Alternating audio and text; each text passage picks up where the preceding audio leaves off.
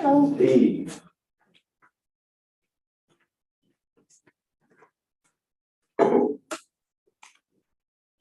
Right back. What is this, candy? Some Good fuel. boy.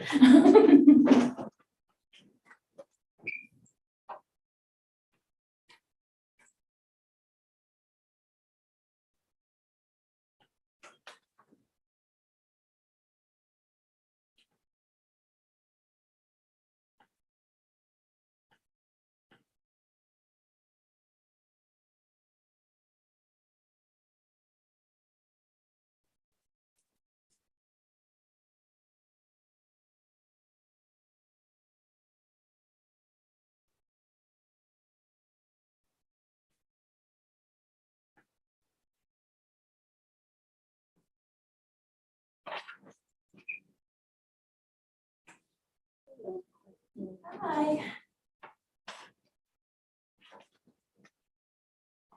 Brought some chocolates if you need some fuel. Oh, thank you.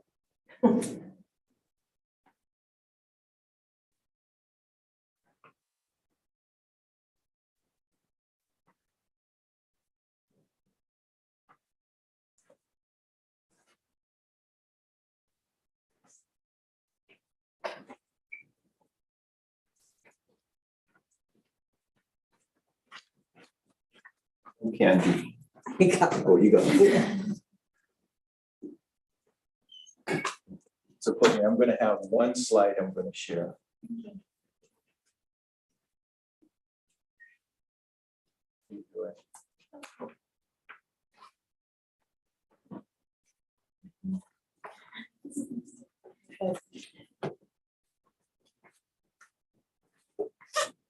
You can pull up the project binders, right? Yes. Okay.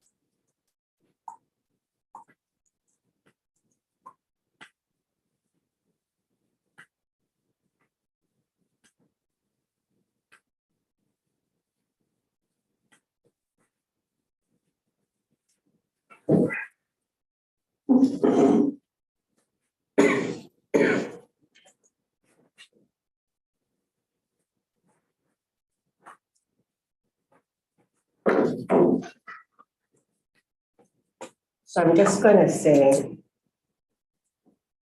that John's attending as the observer, Yeah. right?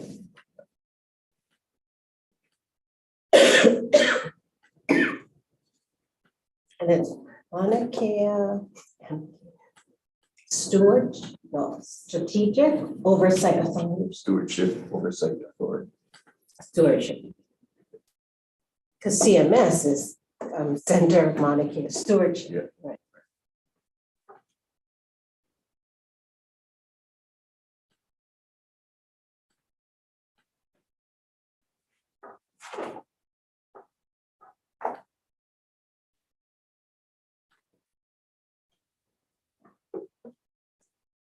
Saw Newton last week.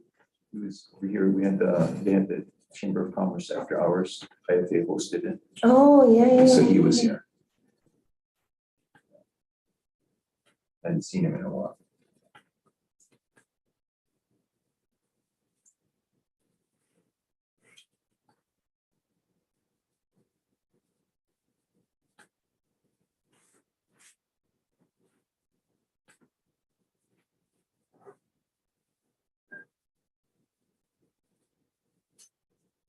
So I'm assuming no public comments.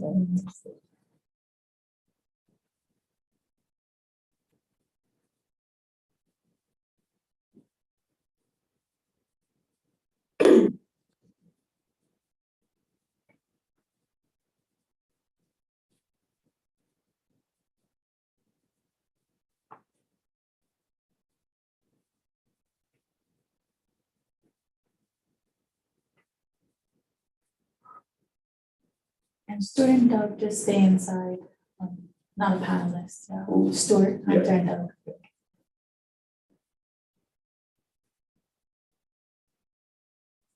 Are you gonna move for executive session?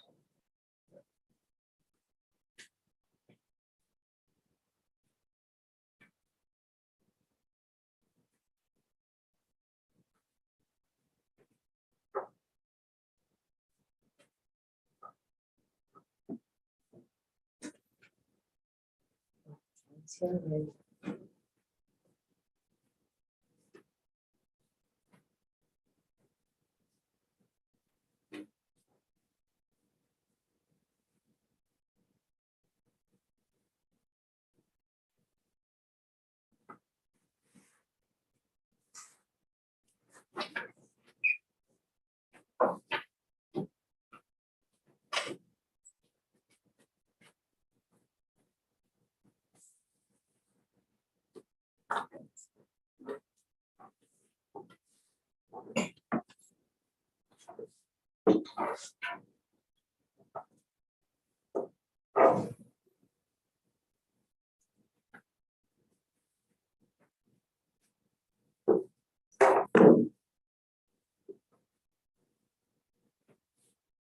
Courtney, did you remind, do you remind Billy? Yeah. It's a reminder, please.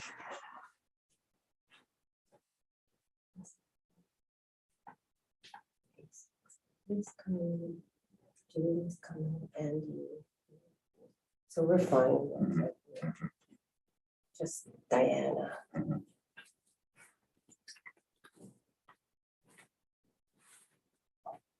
You know where she was? She said she was traveling back from the mainland. Yeah, she went to visit one of her kids. Yeah, I think. Yeah, I don't know where.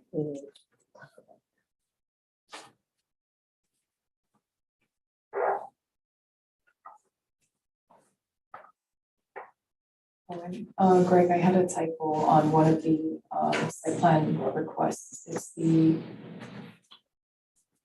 repeaters project. I identified it as number 344. I'm sorry. I identified it as 344. It's actually 343. Okay. It's in that little box at the top. Okay. So I'll need to correct that on the application. And then Courtney, I found one correction on the minutes. Okay. Khalil's last name, Oh, the second page, should be Milagros Bilbo. But I'll make that motion.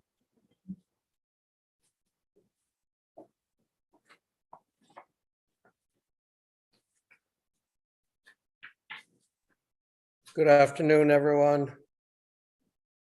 Hey, Wayne. Hi, Wayne.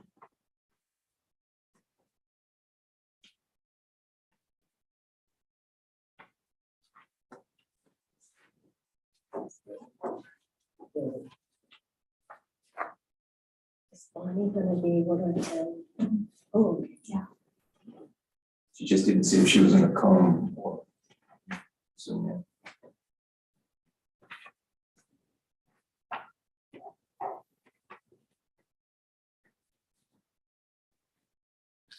We're just waiting for Billy to attend.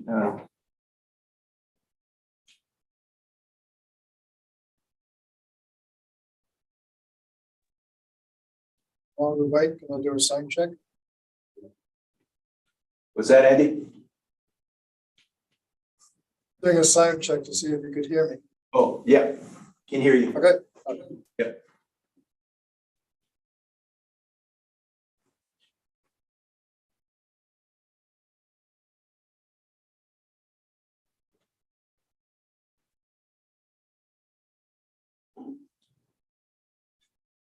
So he hasn't called in yet. He said that he's going on board right now. So Okay.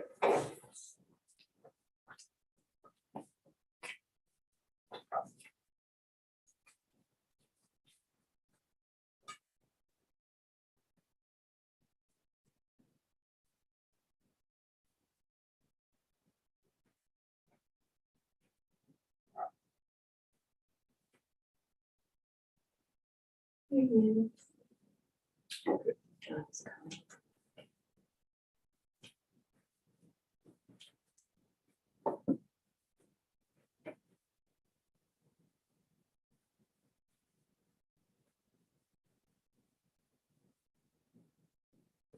Julie's the vice president, right? Yeah.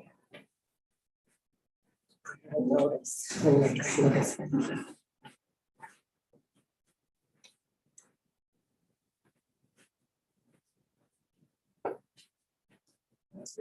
Okay.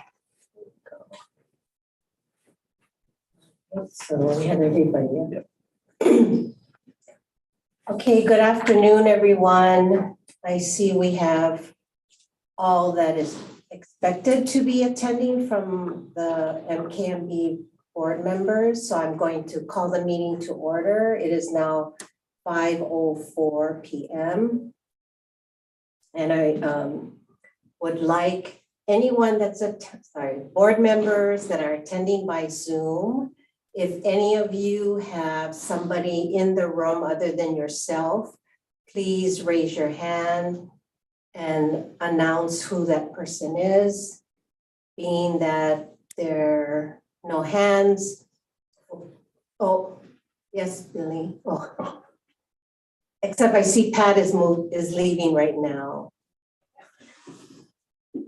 Okay, so Pat has closed the door. So for the record, members of the Maunakea Management Board attending by Zoom are in their rooms by themselves.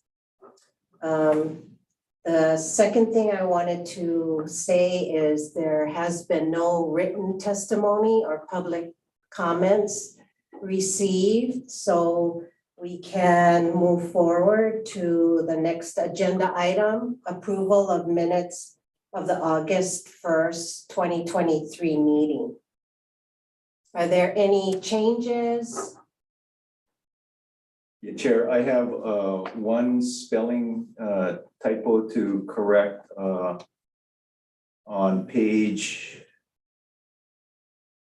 2 of the minutes. Kaleo Pilagos, last name is misspelled. It should be Pilago. Okay. Anyone else? Any changes? Could I have a motion to accept the minutes as submitted? I'll move to accept the minutes as amended. As amended. Yep. Second. Is there, thank you, Julie. There's a motion and a second. All in favor, say aye or raise your hands. Aye. Aye. Okay, minutes approved unanimously.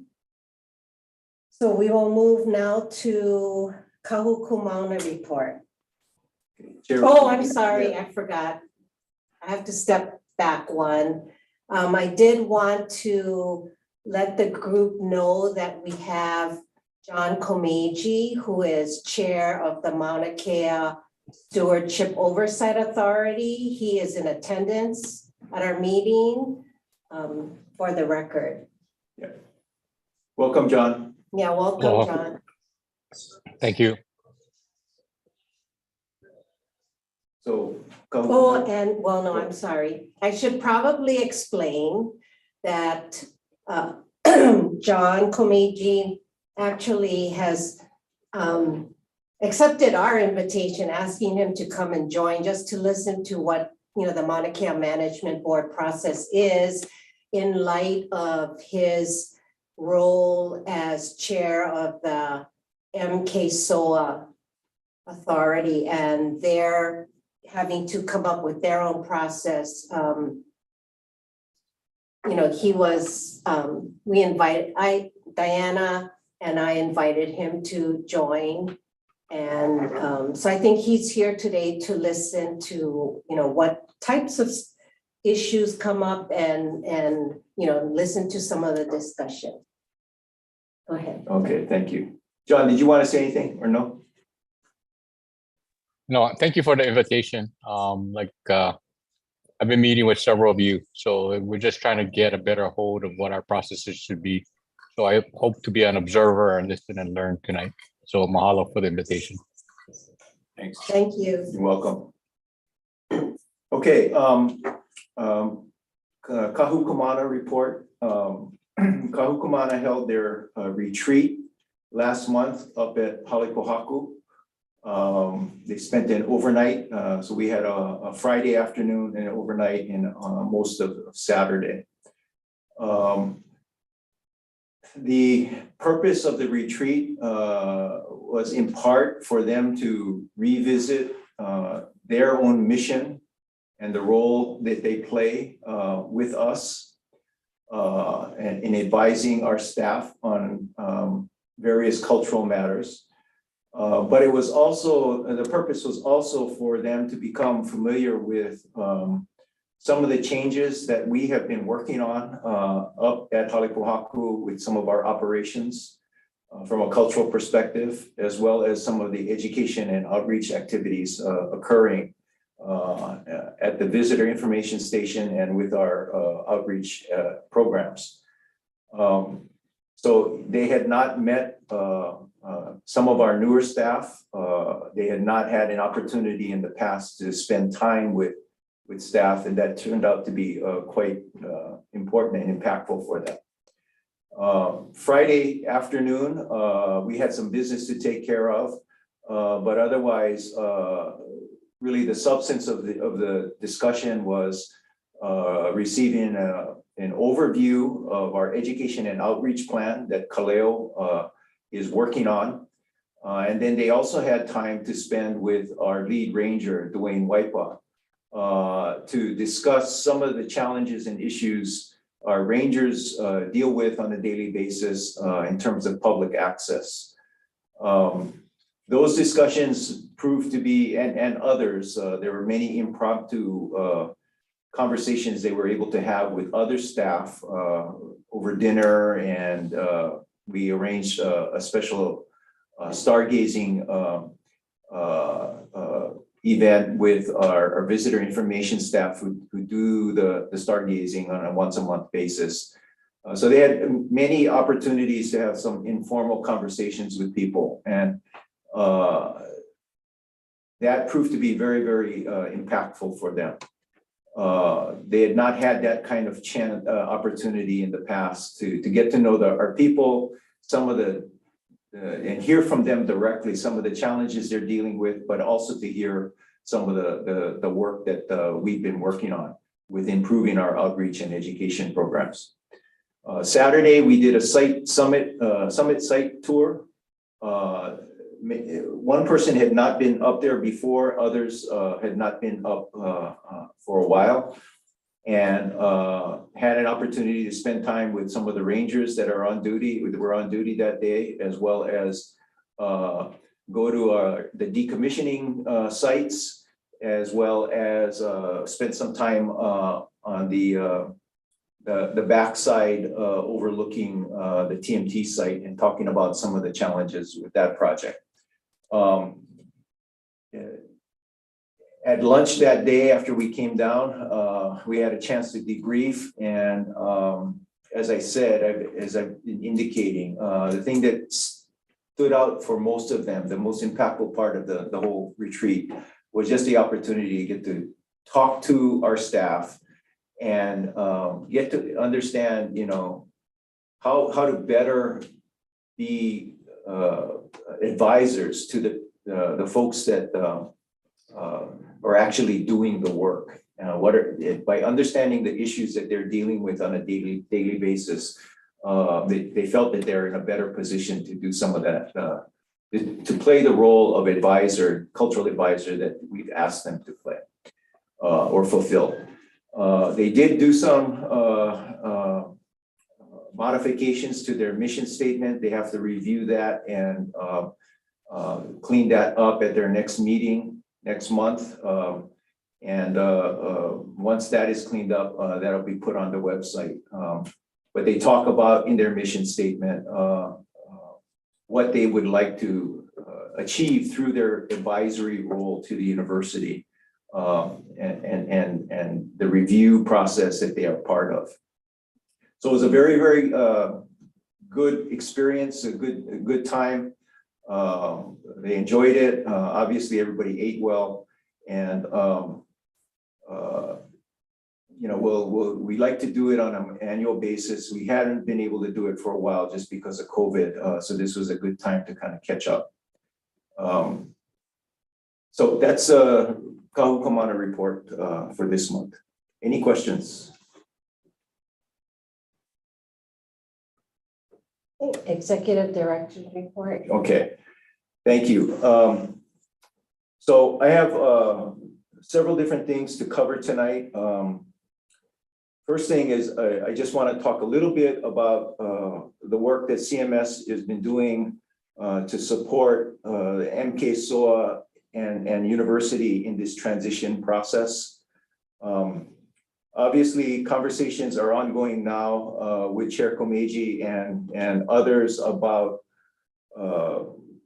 how MK SOA can provide input into our decision-making process that we have set up on the UH side of things. Nothing has been settled, nothing has been decided, but we're having those conversations which are much needed. I think both sides recognize the need for us to clarify how our joint management relationship is going to be working or needs to work during this transition period.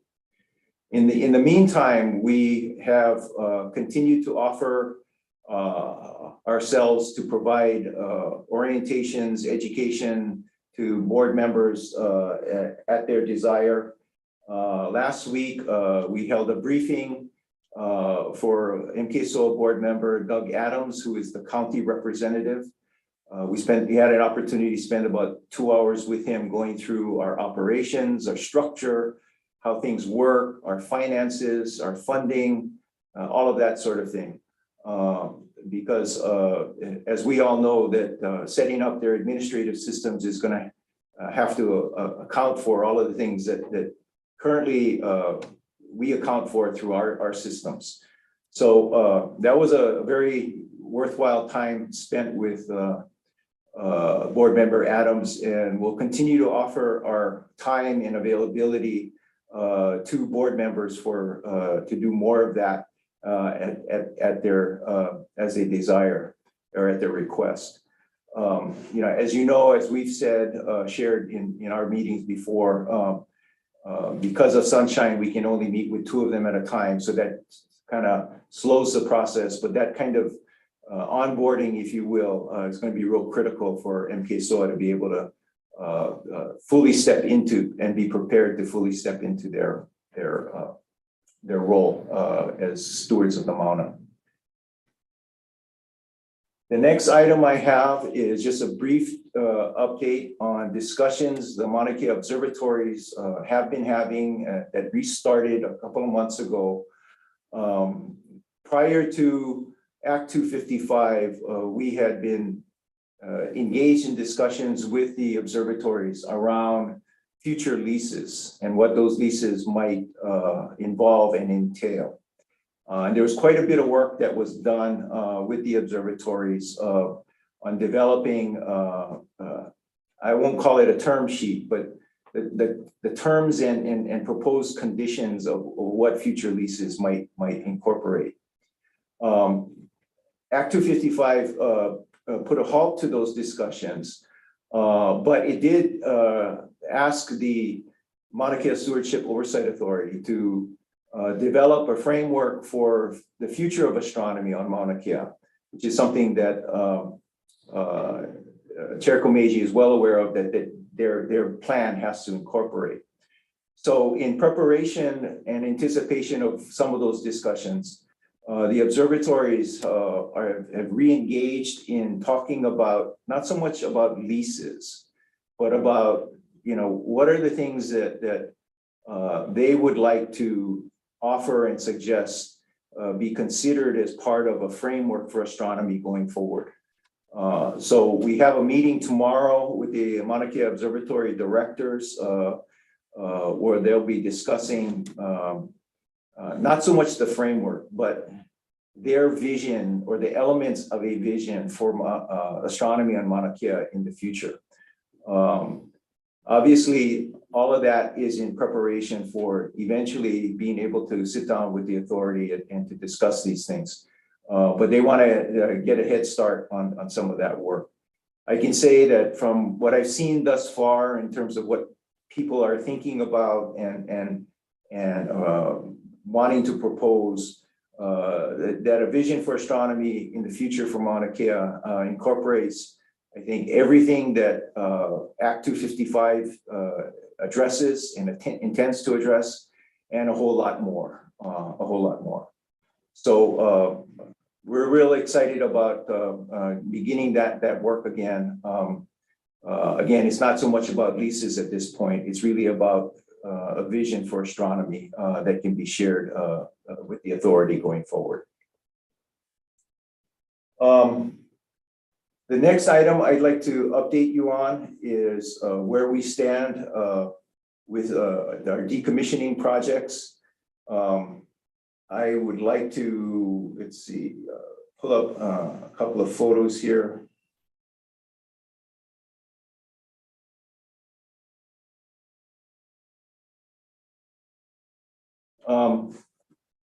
So on Monday, we met with CSO's next wave of contractors. This is basically the folks from Isimoto who have been contracted to do some of the heavy dismantling of the internal fixtures, if you will, in the observatory. So we met with them to conduct a cultural orientation, safety briefing, along with covering a bunch of other information.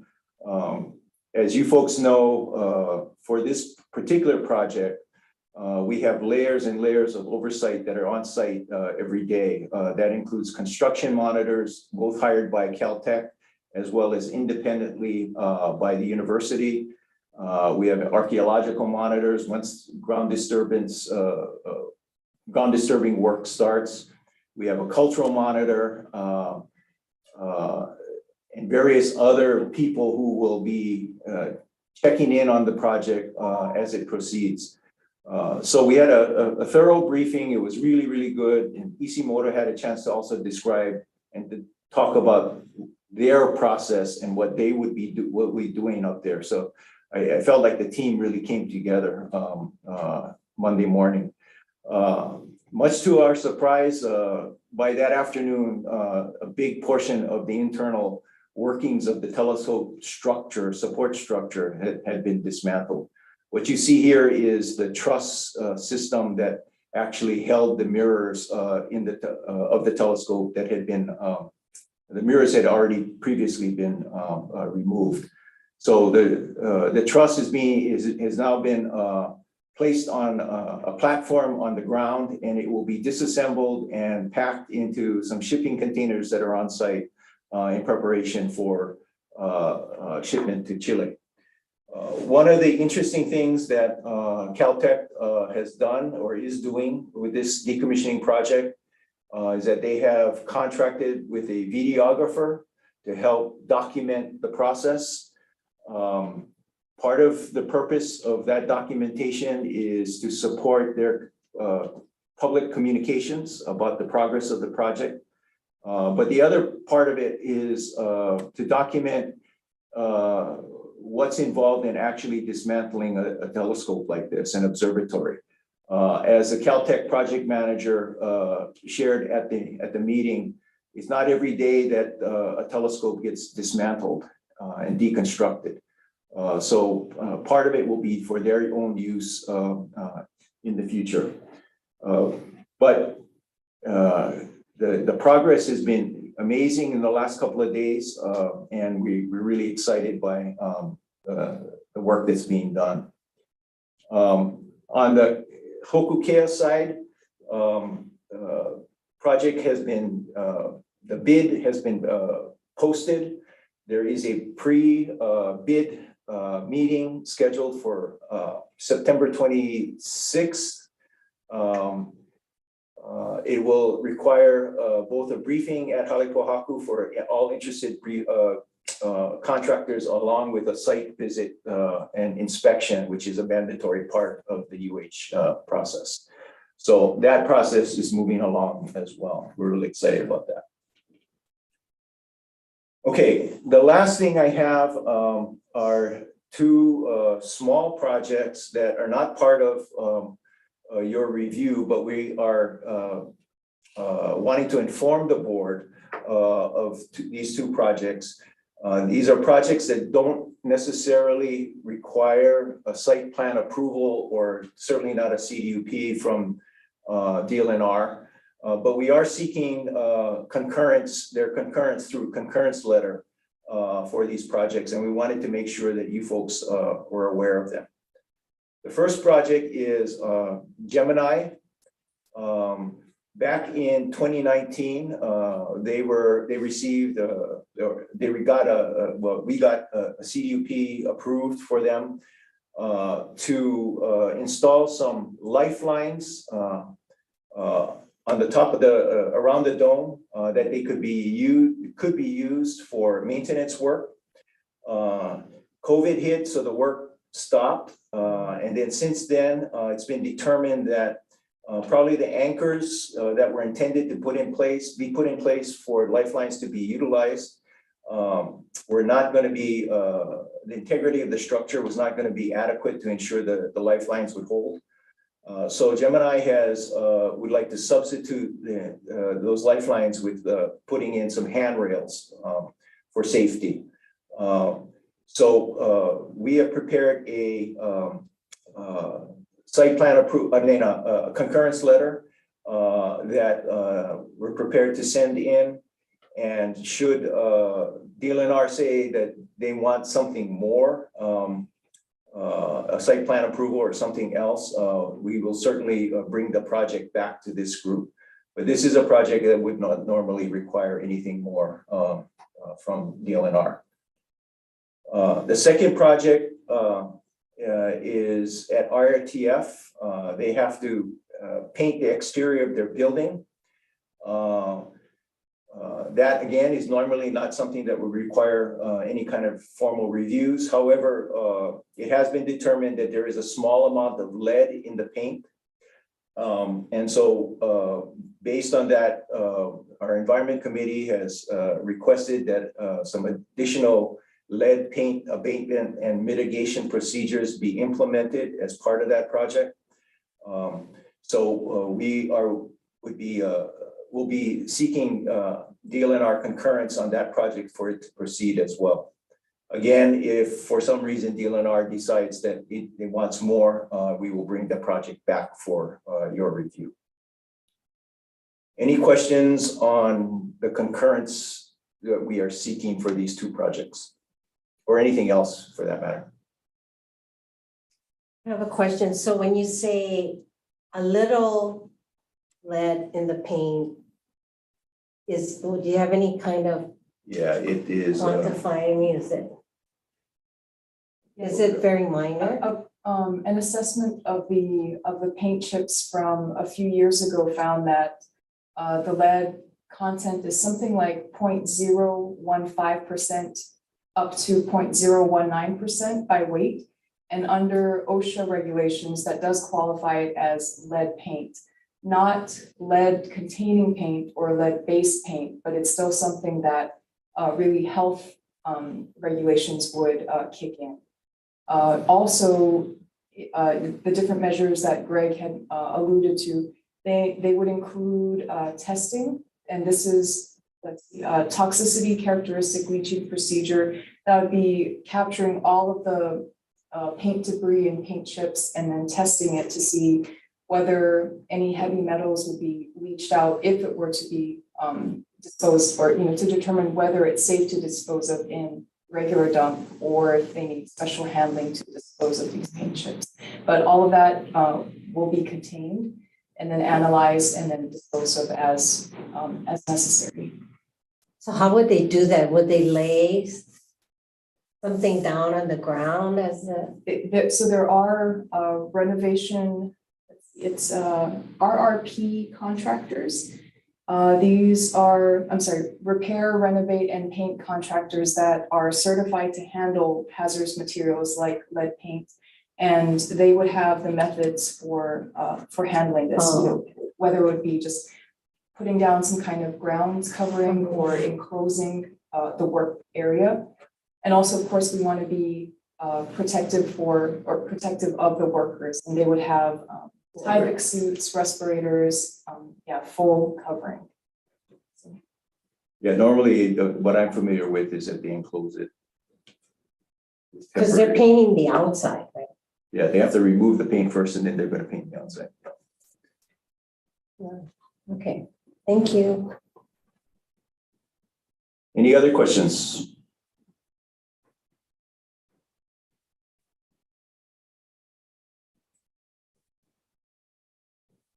None? Okay. Shall we move on to the agenda items? Yeah. Okay. A, review and recommend visitor information station outside storage enclosure. So you folks have the project material in your packet. This is a project that we're requesting, CMS is requesting to enclose a portion of the outdoor patio at the visitor information station for storage. That area is not utilized, it's utilized for storage right now temporarily, but it's not secure. We put, among other things, our outdoor displays that are placed outside on the patio during the day. We put them, we put them in this little spot, in this little space. This project is not intended to expand the footprint. You know why that, like that?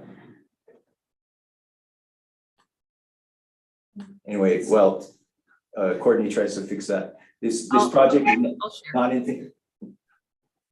Oh, no, who is going to share? No, are you going to share? Yeah, Yeah. there you go. It's not intended to expand the footprint of the viz. It's intended to create an enclosed space in that little corner there, which I said, as I indicated, doesn't really get used for anything other than storage of displays at this point.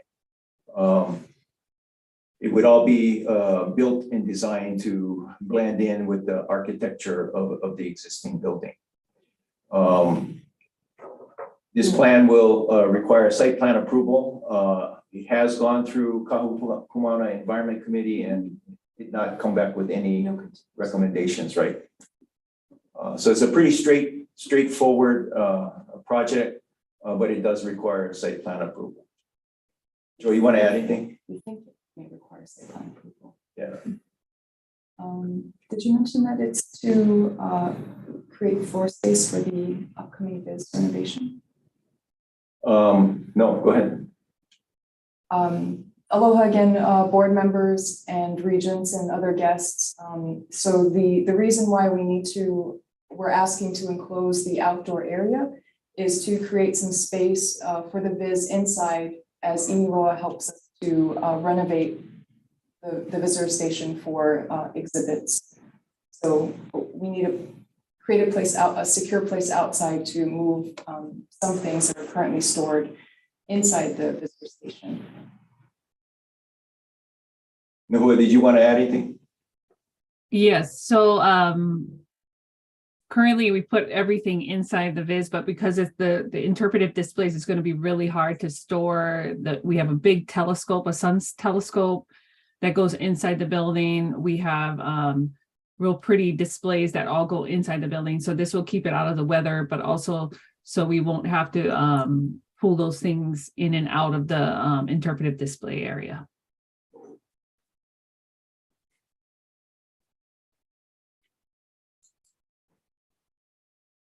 Any questions?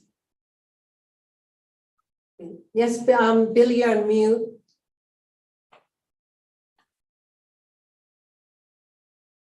Billy, you're on mute. Can you take yourself off mute?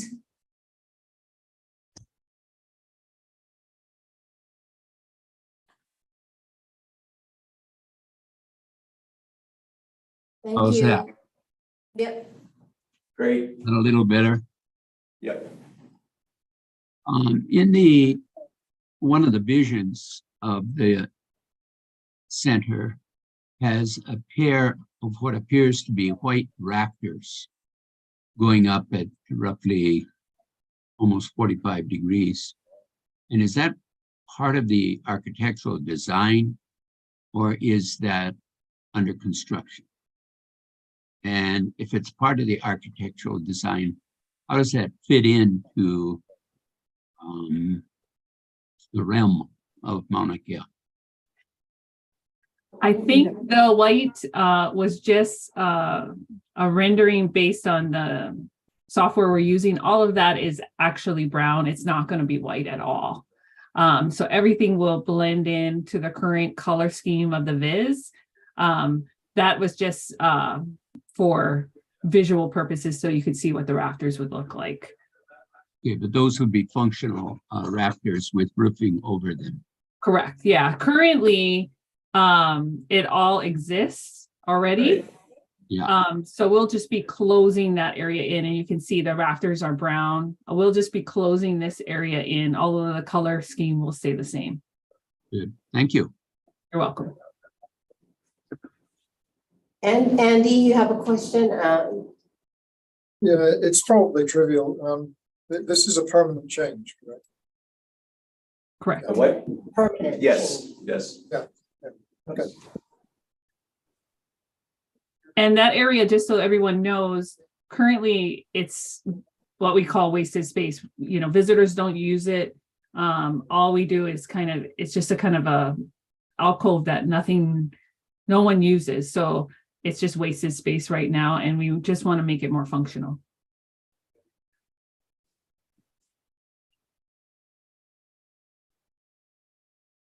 Any other questions? If not, can I get a motion to recommend approval as submitted? So move. Thank you. Thank you, Billy. Is there a second? Second. Thank you, Julie. We have a motion and an approval to recommend the project to the regions. Yeah. Well, no, this one wouldn't go to the region, but it would just recommend that the project Move continue on, forward. move forward and in the move forward. process. Yep. Got it. All in favor, say aye or raise your hand. Aye. Aye. Unanimous. Okay. Thank you. Okay, the second project is the request to install 2 repeaters on the Summit lunchroom. As part of the Hoku'ea decommissioning, there is a small generator building, thank you, that's on that property that will be decommissioned as part of the decommissioning process. That is an old, it used to house a generator before power was, up on the Mauna, and that's how the early observatories powered their equipment. Right now, it is just used for storage, but attached or mounted on that building are 2 communications repeaters. One is operated by USGS, and the other is operated by VOAD, which is a volunteer organization for, I forget what anyway, they kick into gear when during times of emergencies. Because of the decommissioning, we would like to relocate those 2 repeaters to our lunchroom. And that process would actually be simplified in that they would not be required to be, there's no ground disturbance. It would not be required to be mounted within the ground. They could be mounted directly on the building. USGS uses this repeater station as part of their activities on Mauna Loa and Volcano. The VOAD repeater will actually be, once it's relocated, responsibility and operation will be taken over by the County of Hawaii, their civil defense agency. It is used for emergency communications during times of emergency. So for example, Joy, I believe VOAD activated it during the recent fires, right? On Maui, yes. On Maui, right.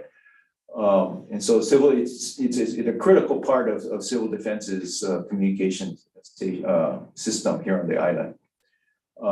It does serve a public need and purpose. As I indicated, there is no disturbance per se to the ground. However, we'll be pursuing a site plan approval or seeking a site plan approval for this project anyway. Joy, you want to add anything? Noho, you want to add anything? I just wanted to add, the reason we're doing a site plan approval for this project is that each of these organizations will be having a license agreement. Because they don't have subleases like an observatory, they require site licenses for placing those antennas on the building.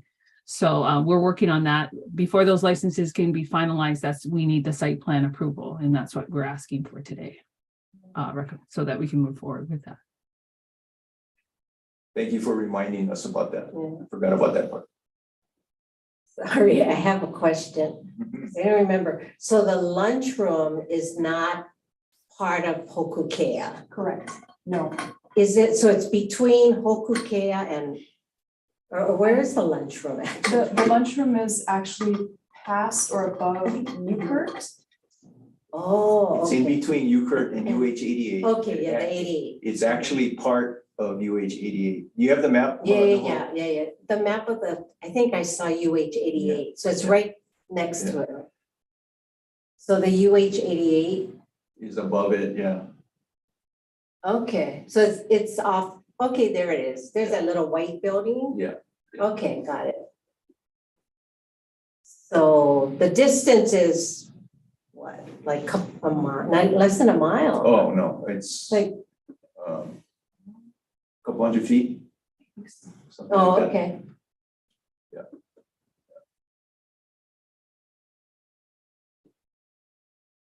As far as repeaters go, it's in a better position with the move to where you guys are going to move it to. And both are critical communication aspects for not just the Big Island, but the entire state.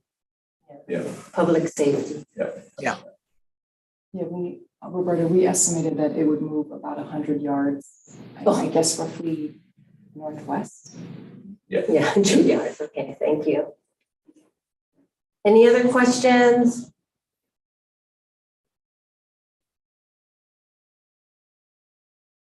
Can I get a motion to recommend approval of the relocation of the Hokukea communication repeaters to the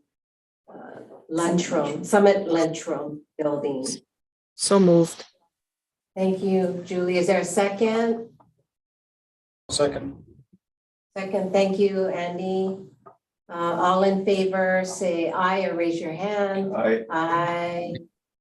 Unanimous approval. Thank you.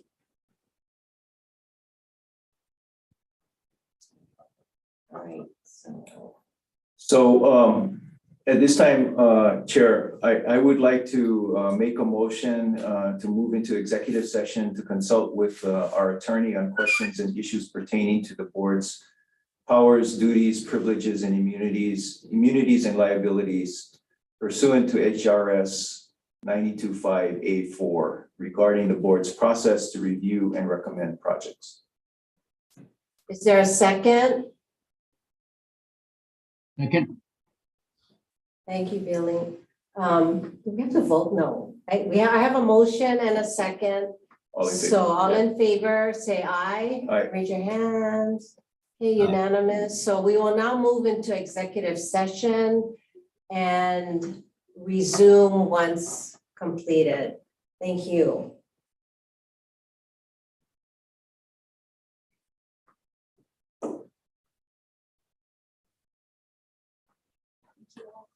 Thank you, Joy.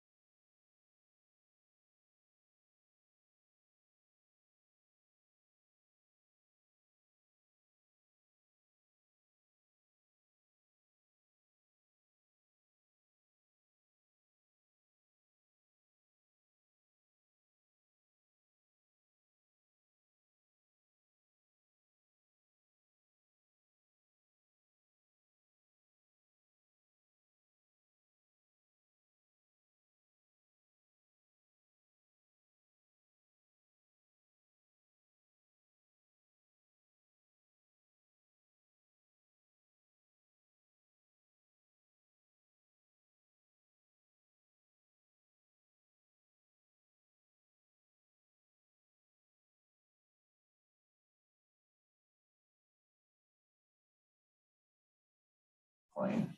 Appropriate fine.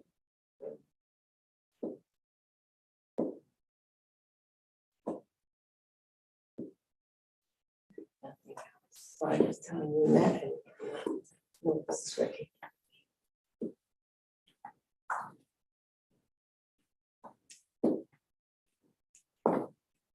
Andy, that's an interesting background you got. Yes, I'm outside on the land.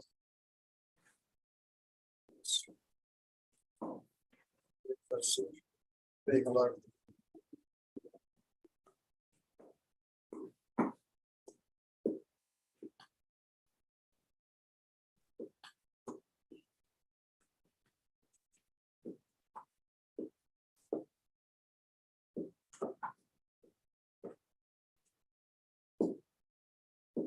I think this is everyone. Okay. Okay, so it is now 7:05. I will call the meeting back to order for our MCAMB public meeting. For the record, we had discussed several issues with our attorneys, but no votes were taken. I will now move on to announcements. Our next public meeting will be held on October 3rd at 5 p.m. And Julie, I need to ask you because I will be out of town. Can you chair the meeting? Sorry, what's the day again? October 3rd. Oops. Yeah, I can. Okay, She just great. turned off the camera. Okay, thank you. Do we have any other announcements? I do not. Yeah, Noah, do you have any other announcements? Anything else we should cover? No. No, I think we've covered everything. Okay. Well, if there's no other announcements, I want to, let's see, well, we already had Labor Day, so. Thank you, everyone, for the late night. It is now 7:07. I will adjourn the meeting. Have a great rest of the evening and the week, and happy September. Aloha.